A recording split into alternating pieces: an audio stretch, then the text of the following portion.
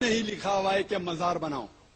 یہاں تک کہ اللہ کے رسول محمد صلی اللہ علیہ وسلم نے کہا کہ کوئی بھی قبر پکی نہیں ہونا چاہیے، اگر پکی ہے تو اس کو زمین سے نش کرنا چاہیے. یہ سبز گنبد بھی توڑ دیا جائے، قبر پہ گنبد بنانا منع ہے، اور بالکل صحیح بات ہے، منع ہے، قبر پہ گنبد بنانا منع ہے، تو توڑ دیا جائے. علماء اپنے اپنے ہیلے بیان کریں گے، ہر علماء اپنے اپنے ہیلے بیان کریں گے. کیا حضور صلی اللہ علیہ وسلم کے لیے کوئی خصوصیت؟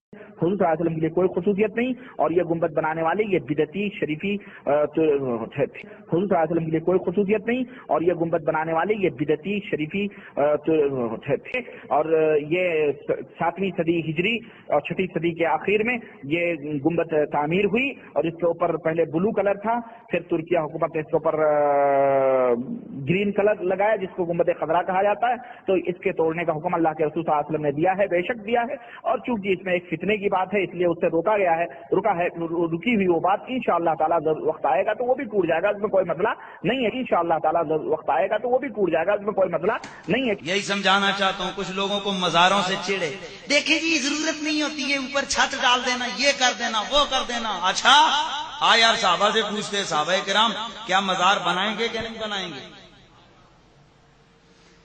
بخاری شریف، کیا بولا میں نے؟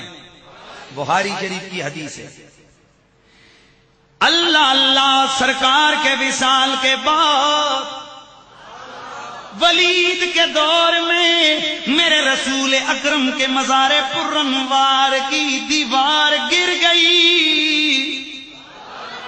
سرکار کے مزار کی سرکار کے مزار کی دیوار گر گئی. سرکار کے مزار کی دیوار گر گئی.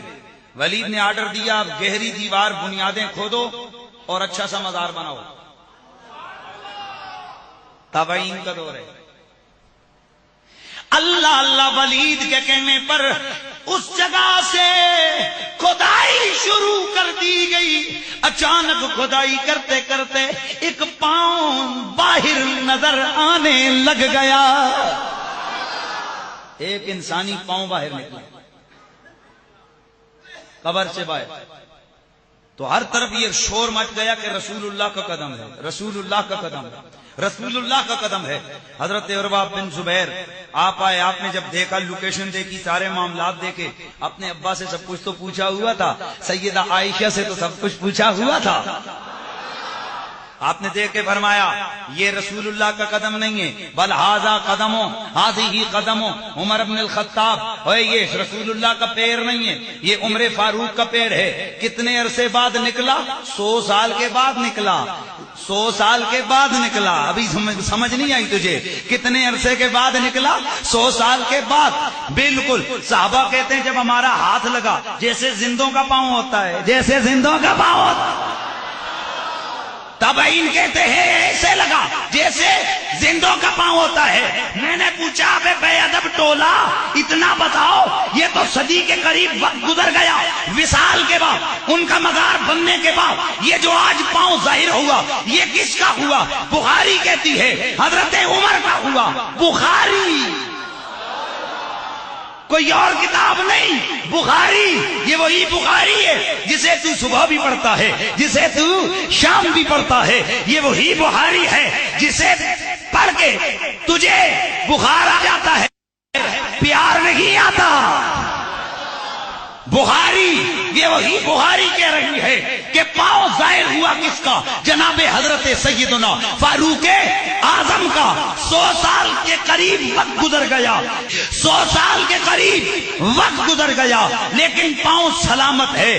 اور بابا ذرا سمجھو، پہلی بات تو یہ کہ مزار کی دیوار گری،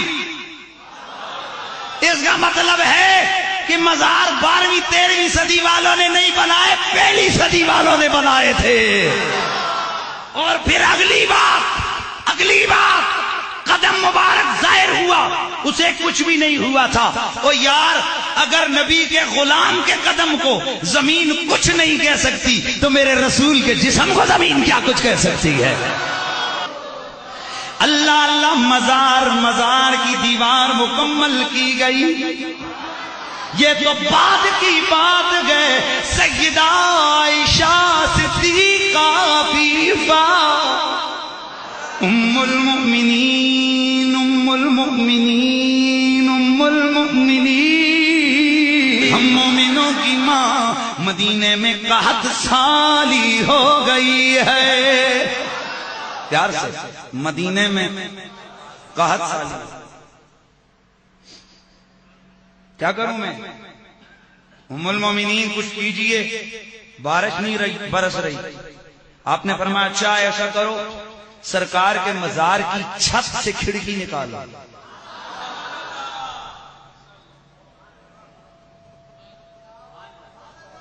سرکار کے مزار کی چھت سے کھڑکی نکالو، چھت سے کھڑکی نکالو.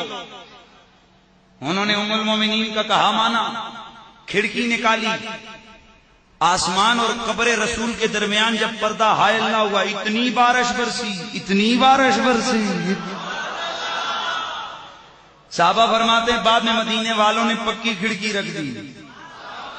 کبھی غور کیا ہو تو آج بھی سرکار کے گنبد پہ کھڑکی موجود ہے. پتا چلا چھت اس وقت بھی میرے رسول کے مزار کی تھی. آئے ہائے، میرے رسول کے مزار کی چھت اس وقت بھی تھی. کہا نہیں وہ تو نبی کا مزار ہے. میں نے کہا نبی کا بھی ہے، ساتھ ابو بکر کا بھی ہے، ساتھ عمر کا بھی ہے. اور کمال یہ ہے کہ یہ مزار بنایا کس نے؟ صحابہ نے.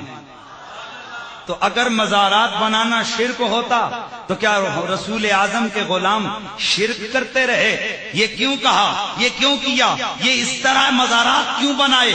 ارے کلمہ پڑھنے والوں، پتا چلا یہ مزارات، یہ قبہ، یہ رسول کے قبر منور کے اوپر چھت، اصحاب پیغمبر کے مزارات یہ کیوں بنائے؟ اگر یہ ناجائز امر ہوتا علی کبھی نہ ہونے دیتا، عثمان کبھی نہ ہونے دیتا، حسن کبھی نہ ہونے دیتے، حسین کبھی نہ ہونے دیتے، طلحہ و زبیر کبھی نہ ہونے دیتے، جناب عبد الرحمن بن عوف کبھی نہ ہونے دیتے، کبھی نہ ہونے دیتے. یہ میرے مصطفیٰ کے صحابہ کا مزار بنانا اس بات کی دلیل ہے کہ مزار بنانا شرک و بدعت نہیں، محمد عربی کے غلاموں کی سنت ہے.